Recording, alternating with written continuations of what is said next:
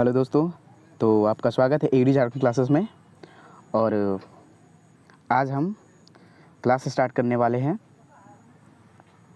Set Nagpuri set number 6। ठीक है, जो सीजीएल के लिए तो बहुत ही ज़्यादा इम्पॉर्टेंट है।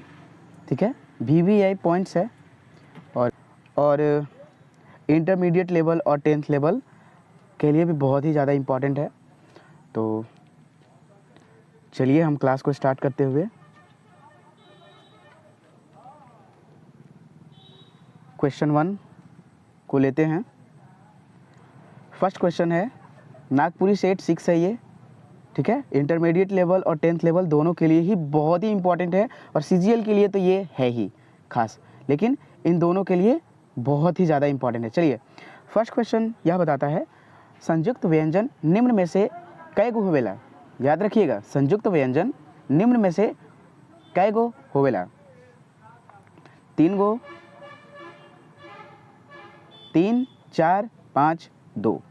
कितना होता है? तो 4 होता है। कौन कौन होता है? त्र, ज्ञ, अक्ष। और एक कौन होता है ये आपको कमेंट सेक्शन में कमेंट करना है। एक कौन होता है ये कमेंट सेक्शन में कमेंट करना है आपको कि एक कौन सा संयुक्त व्यंजन होता है। टोटल नहीं बताया जाएगा। ठीक है, अक्ष, त्र, ज्ञ। अब एक कौन होता है वो आप बताएंगे। 4 होता है भाई, कुछ आपके लिए तो वर्क छोड़ेंगे ही ना। और जो आपको पता है जल्दी से कमेंट में कमेंट करें। ठीक है, अंतस्थ व्यंजन कौन कौन है के बताऊं। अंतस्थ व्यंजन कौन कौन है के बताऊं। म नहीं है। ख, बी ख, सी य, डी ब तो ये नहीं, पहला नहीं, दूसरा नहीं और चौथा नहीं, तो बच गया कौन सा? य। तो भाई अब तो ये पता चल गया है कि अंतस्थ व्यंजन इसमें यह है। ठीक है, लेकिन अब कौन कौन है, टोटल कितने हैं, ये भी तो जानना जरूरी है। हाँ, ये भी बहुत ही ज़्यादा जरूरी है ना। अब देखिए, यानी कि ये तो यह हो ही गया। अब अंतस्थ य, र, ल, व, ये टोटल कितने होते हैं? 4 होते हैं। टोटल कितने होते हैं?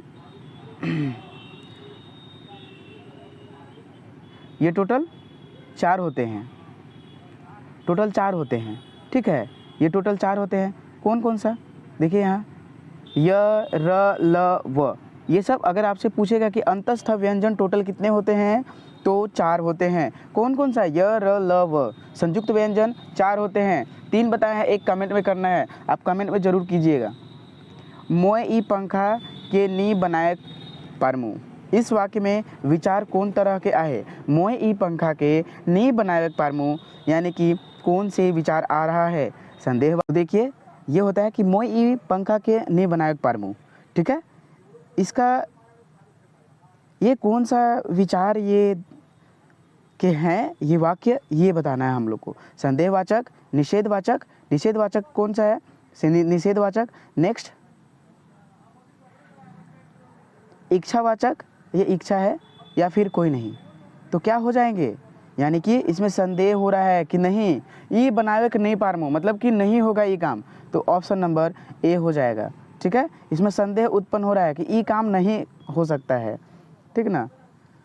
हेलका कर अर्थ का होई। हेलका कर अर्थ का होई। ऑप्शन नंबर ए जनाना, बी भारहीन, सी पानी कर बहाव कर उफान, या नदी कर धारा। निम्न में से का है के?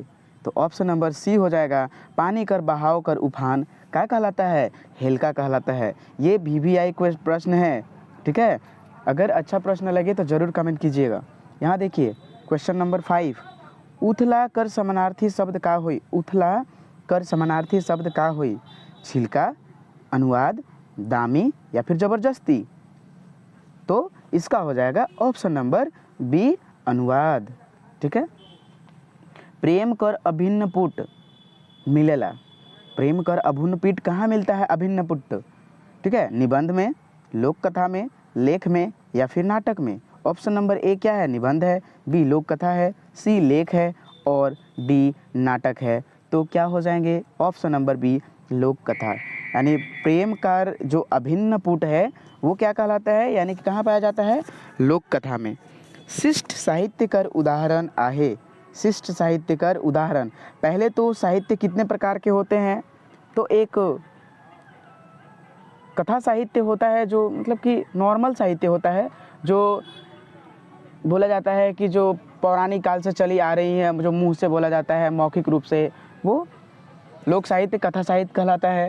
या फिर शिष्ट साहित्य किसको कहते हैं, जिसको हम रेडियो पर प्रसारण कर सकते हैं, अखबारों में छाप सकते हैं, इसको शिष्ट साहित्य कहा जाता है। जैसे कहानी हो गया, नाटक हो गया, कविता, यानी कि सभी हो जाएगा ऑप्शन नंबर डी। ठीक है, यहाँ चलिए नेक्स्ट क्वेश्चन की ओर चलते हैं। क्वेश्चन नंबर 8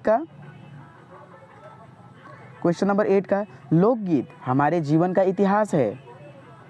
लोकगीत हमारे जीवन का इतिहास है। ई केकर गोईठके, Shanti Awasthi, Tej Narayan, option number C Badri Prasad, या फिर डी कोई नहीं। Option number A Shanti Awasthi, B Tej Narayan, C Badrinath.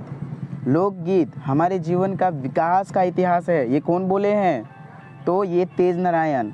जो तेज आदमी होता है ना, ये ट्रिक याद रखिएगा, जो तेज होता है ना उसके जीवन का सिर्फ विकास होता है और उसका इतिहास बनता है। ठीक है, तो चलिए नेक्स्ट क्वेश्चन की ओर चलते हैं। लोकगीत एक धरोहर है।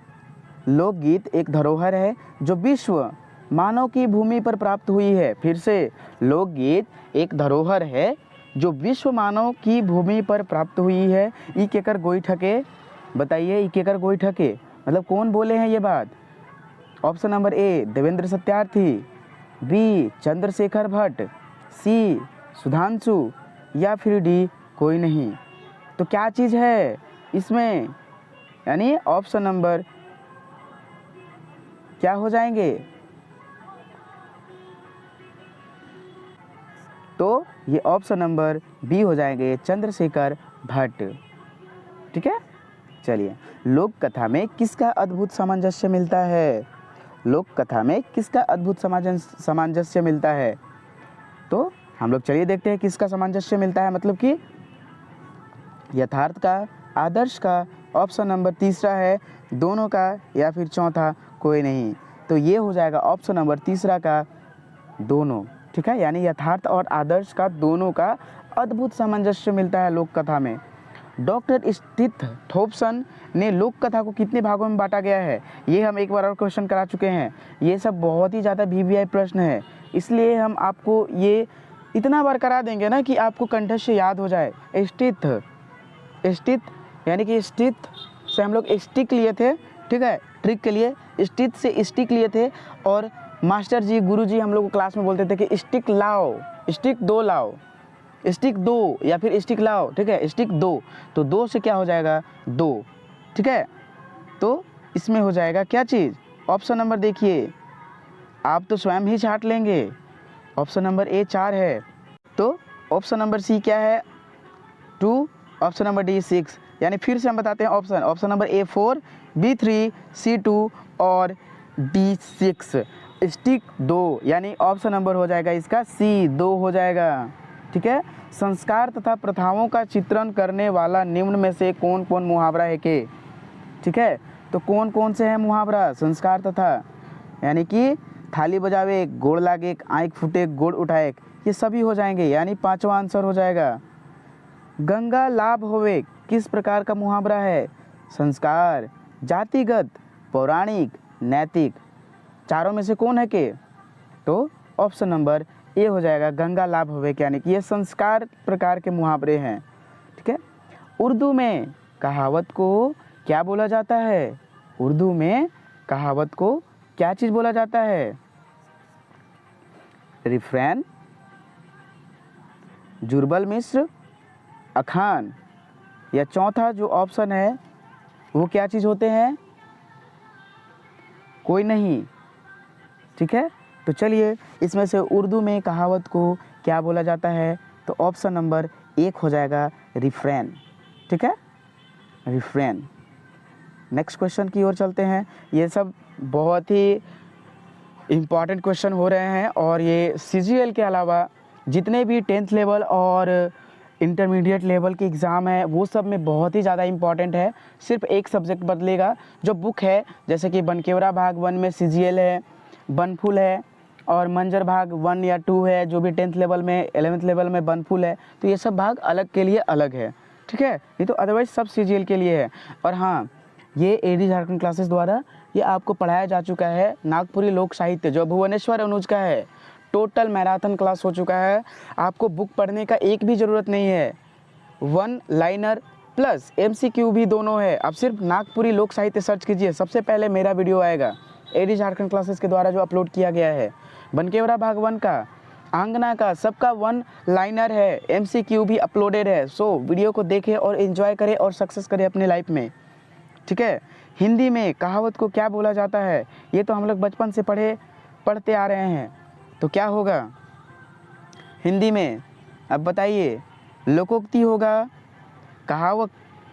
कहनावत होगा, उपखान होगा, या फिर सभी होगा। तो चौथा नंबर ऑप्शन है सभी, यानी क्या होगा, सभी होगा। सत्यव्रत अवस्थी ने निम्न में से क्या बोले हैं, ये रिपीट क्वेश्चन हो गया है, ठीक है। सत्यव्रत अवस्थी ने क्या कहा है, निम्न में से लोक एक अविभाज्य संज्ञा है, अतः लोकगीतों का वर्गीकरण नहीं किया जा सकता है। तीसरा नंबर है दोनों, या चौथा कोई नहीं। हम आपको बताते हैं कि जो आपसे ये भी बात कहे थे कि यहाँ देखिए, क्वेश्चन पूछने का कोई नहीं जानता कि कौन किस प्रकार का क्वेश्चन पूछ सकता है, लेकिन एक अंदाज, एक जो होता है क्वेश्चन बैंक के थ्रू और रिलेटेड क्वेश्चन से देखे जाते हैं।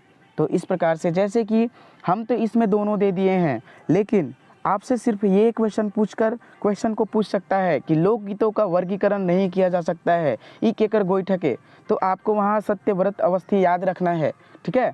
लोक एक अविभाज्य संख्या है, इसे विभाजित नहीं किया जा सकता है। तो ये सब पॉइंट जो है आपको याद रखने हैं। लोकगीत में निम्न में से क्या पाया जाता है, सहजता, मधुरता, रसयुक्तता, या फिर चौथा नंबर ऑप्शन तीनों। तो क्या हो जाएंगे आंसर, ऑप्शन नंबर 4, यानी कि सभी होंगे। लोकगीत में सहजता, मधुरता और रसयुक्तता सभी होंगे। लोक गाथा में किस प्रकार के तत्वों का वर्णन रहता है, स्वाभाविक घटना रहता है कि चित्रण रहता है, या दोनों, या फिर चौथा नंबर ऑप्शन कोई नहीं। तो ये हो जाएगा ऑप्शन नंबर 3, दोनों हो जाएगा। क्या क्या चीज़ है, एक में तो स्वाभाविक घटना है, और दूसरा लोक गाथा में कोई भी कहानी का स्वाभाविक घटना और चित्रण उसका रहता है। लोक गाथा जो है कब से चली आ रही हैं, ऑप्शन नंबर ए है क्या चीज़, पहला है मध्यकाल से, दूसरा परंपरागत काल से, तीसरा आधुनिक काल से, या फिर चौथा कोई नहीं। क्या हो जाएंगे इसके आंसर, ऑप्शन नंबर 2, यानी कि जो लोक गाथा है वो परंपरागत काल से चली आ रही हैं, ठीक है। नागपुरी कर विद्यापति के कहल जाइला, 20 नंबर, यहाँ तक सभी लोग के लिए इम्पॉर्टेंट है। 20 नंबर क्वेश्चन तक सभी लोग के लिए, 10th level, intermediate level, CGL के लिए तो सभी इम्पॉर्टेंट है। अदरवाइज झारखंड में जो भी एग्ज़ाम होंगे, अगर उसमें नागपुरी सिलेबस रहेगा तो उसके लिए सभी क्वेश्चंस जो 20 तक इम्पॉर्टेंट है, CGL के लिए पूरा इम्पॉर्टेंट है, ठीक है। 25 क्वेश्चन तक यहाँ देख लीजिए, तो वीडियो को ज़रूर से ज़रूर देखें। पहला ऑप्शन नंबर है शारदा प्रसाद शर्मा, बी है घासीराम, सी धनीराम, डी नारद मोहलीला, यानी कि नागपुरी कर विद्यापति के कहल जाइला, ये हो जाएगा ऑप्शन नंबर बी घासीराम को, ठीक है। ये आपको जब कवि पढ़ा रहे थे तो उस टाइम आपको ट्रिक के साथ सभी कवियों के बारे में हम याद करवाए थे और पढ़ाए भी थे, तो आपको ध्यान देने हैं ये सब बात पर। मति करु शान निज प्रांत छोड़ी, एक दिन मूड़ी धर के पछताए के पड़ी, ये कौन कविता से लेवल गेल है के, माई कर दुलार, कुराम्बे वासुदेव राय, ऑप्शन नंबर सी धरती है रतन, या फिर डी कोई नहीं। तो कौन से कविता से ये लिया गया है, ठीक है। तो ये आपको कमेंट में कमेंट करना है कि कौन सी कविता से लिया गया है, ठीक है। सोना ना रूपा भेल में कई ठो पद आहे,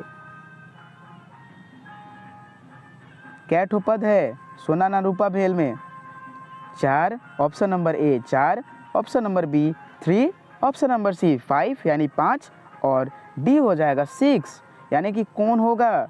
तो इसमें है ऑप्शन नंबर 3 यानी कि सी हो जाएगा और 3 पद है इसमें, क्या हो जाएंगे इसमें? Option number B, sorry B है लेकिन पद 3 होगा, ठीक है। अब पीछे का क्वेश्चन एक छूट गया था जो कमेंट करने के लिए बोले थे, ये कौन सा होगा? ऑप्शन नंबर सी, धरती है रतन से लिया गया है। याद रखिएगा, याद नहीं रहता है तो अच्छे से पढ़िए, एक बार नहीं 1000 बार पढ़िए, ताकि आपको बुक बोल दे कि नहीं इसको तो मार्क्स देना ही चाहिए, ठीक है। इतना बार पढ़िए, इतना बार पढ़िए, इतना बार पढ़िए ना कि वो माइंड में नहीं जहन में याद हो जाए। जब आंख बंद करें ना तो कोई भी क्वेश्चन पूछे तो फटाफट आंसर मुंह से निकलना चाहिए, मुंह से नहीं कि सोच कर माइंड से। इतना याद कर लीजिए, रट लीजिए, ठीक है। पद और कविता और कवि जो है ये जरूर ही आएंगे, तो इसको इतना रटेंगे, इतना रट लेंगे, इसको रटने का चीज़ है ये, याद करने का नहीं। या तो आप ट्रिक से रटिए या किसी भी तरह रटिए, लेकिन रटिए, बिकॉज एग्ज़ाम हॉल में माइंड हैंग कर जाता है, ठीक है। वहाँ कुछ समझ में नहीं आएगा कि सही चीज़ आप गलत करके आइएगा। कोई भी एग्ज़ाम में कोई भी इंसान 3 से 4 क्वेश्चन ऐसा होता है जो गलत, जाना हुआ क्वेश्चन गलत करके आता है और नहीं जाना हुआ 1 से 2 क्वेश्चन सही करके आता है। तो इतना कंठस्थ से याद कर लें, टाइम बहुत है, ठीक है। जेठाइन का बेचने लगी थी, जेठाइन का बेचने लगी थी छोटकी बहुरिया कहानी में? सोना कर बुनल साड़ी, पत्ता, दतुन या फिर डी ऑप्शन नंबर बी और सी यानी कि पतई और दतुन दोनों बेचने लगी थी। 24 नंबर क्वेश्चंस, पार्वती और महादेव कौन वन के रास्ता से गुजर रहे थे और उनको किनका राख मिला था? पहला बात, कौन रास्ते से? बूढ़ा पहाड़ का वन से, नंदन वन से या फिर दोनों से या फिर कोई नहीं? तो ये हो जाएगा कि नंदन वन से गुजरे थे। अब यहाँ बताइए कि नवा चांद मरा था कि गोपी चांद? तो गोपी चांद का वहाँ राग था, ठीक ना। अब यही से आप बताइएगा कि जो नवा चांद बड़ा था कि गोपी चांद, ये नेक्स्ट क्वेश्चन है। तो ये बताइए कि राग किसका था? राग किसका था? तो गोपी चांद का था। और कौन से सबसे पहले देखे थे? तो पार्वती जी देखे थे, ठीक है। अब पार्वती जी ही जिद किए थे महादेव से कि इसको फिर से जिया दिया जाए, ये प्रेम असल प्रेम है, ठीक है। अब बताइए नेक्स्ट क्वेश्चन बताइए कि नवा चांद और गोपी चांद में बड़ भाई कौन हलक? नवा चांद, गोपी चांद, भोला, सालू। तो कौन होगा नवा चांद? ऑप्शन नंबर ए हो जाएगा नवा चांद। अब हम बताते हैं कि भाई आप लोग हमेशा भूल जाते होंगे, तो भाई ये ट्रिक हम बताते हैं कि आप कैसे इसको याद रखेंगे। भाई जो घर में जो बड़ा भाई होता है ना, वो चीज़ हमेशा नया ही नया पहनता है, और जो पुराना हो जाता है, छोटा हो जाता है, पुराना होने का जब छोटा होता है तो वो छोटा भाई पहनता है। तो एक ट्रिक बताया है कि जो बड़ा भाई होता है वो नया पहनता है, ठीक है। नया से हम लोग नवा याद रखेंगे, ठीक है। ये वीडियो आपको कैसा लगा कमेंट सेक्शन में कमेंट जरूर करें। और हाँ, पीडीएफ के लिए कोई भी नागपुरी का पीडीएफ तो कांटेक्ट करें 8863884281। एडी झारखंड क्लासेस सर्च करें, आपको वीडियो आएगा और वीडियो को देखें। और हाँ, 95% नागपुरी में लाएंगे आप, ठीक है। इसलिए चैनल को लाइक एंड सब्सक्राइब कीजिए और शेयर भी कीजिए। धन्यवाद वॉचिंग फॉर दिस वीडियो।